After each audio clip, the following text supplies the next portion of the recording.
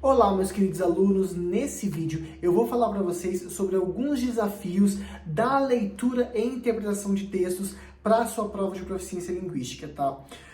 Existe um desafio bem interessante que todo mundo fala para mim, que é sobre saber vocabulário e saber expressão idiomática para poder fazer a prova. Eu digo para vocês, o principal desafio, na verdade, é vocês conhecerem vocabulários. Então é importante que ao longo de toda a preparação vocês venham adquirindo vocabulários e expressões idiomáticas.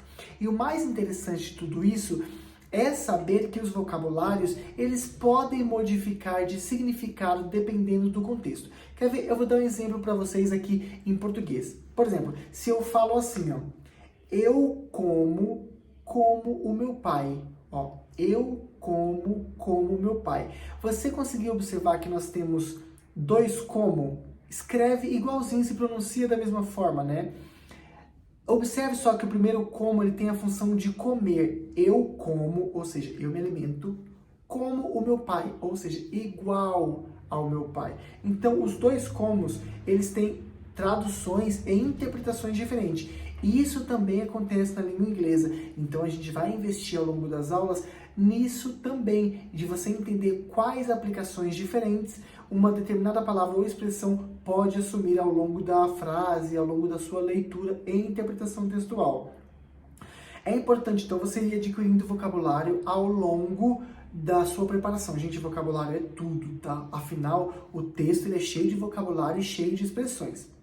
Outra coisa muito interessante, que é um desafio para qualquer aprendiz, é entender as trocas que acontecem dentro da língua inglesa. Muitos alunos, quando estão bem no comecinho, chegam e falam assim, professor, no inglês é tudo trocado, né? Porque, diferente do português, no português a gente lê palavrinha por palavrinha e a gente consegue compreender a ideia. E no inglês as palavras são todas trocadas. Daí eu digo, não, acalme-se. No inglês só há duas trocas. Por exemplo, ó, se eu falar assim, ó, eu gosto de pão, beleza. Eu gosto de pão branco. Olha aí, o branco é uma característica a mais. Eu gosto de pão branco no tamanho de 15 centímetros, ou seja, eu gosto de pão branco de 15 centímetros. Eu gosto de pão branco de 15 centímetros com castanha. Você consegue observar que eu fui colocando características para o pão? E essas características vieram depois da palavra pão, ó. Eu gosto de pão branco de 15 centímetros, de castanha. No inglês, as características vêm antes, então fica mais ou menos assim, ó. Eu gosto de castanha, 15 centímetros, branco, pão.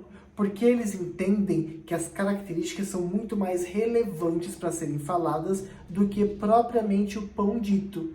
Então, todas as vezes que você estiver lendo o seu textinho ali, na sua prova de proficiência linguística, ou mesmo estudando qualquer texto, quando estiver falando da característica de alguma coisa, essa característica vem antes. Então, é interessante que ao longo da nossa preparação, a gente observe como que essa troca acontece. E você vai perceber que quanto mais a gente vai praticando, mais rápido você consegue identificar. Não se torna tão difícil assim, é a questão de prática mesmo.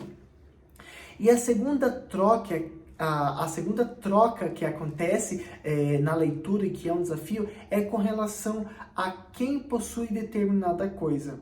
Por exemplo, ó, a gente fala assim em português, ó, o pão do Subway é muito gostoso. No inglês ficaria assim, ó, o Subway's pão é muito gostoso. Por quê? Porque o Subway, que é o proprietário do pão, ele vem primeiro. No inglês não é difícil de identificar, porque a gente tem geralmente ali um apóstrofo em cima do proprietário, tá? Então essa troca acontece. O Subway pão é muito gostoso. Então basicamente, gente, no inglês acontece isso, tá? Os desafios são esses. Vocês conhecerem uma grande quantidade de vocabulários e expressões e além de conhecer os vocabulários, saber como eles podem se moldar ao longo das diferentes aplicações e entender que dentro do inglês a gente não lê como no português a sequência certinha. Existem alguns momentos que acontecem trocas e essas trocas acontecem quando se fala de característica ou sobre da posse de alguém ou de alguma coisa, tá certo? Então vejo vocês no próximo vídeo. Tchau, tchau!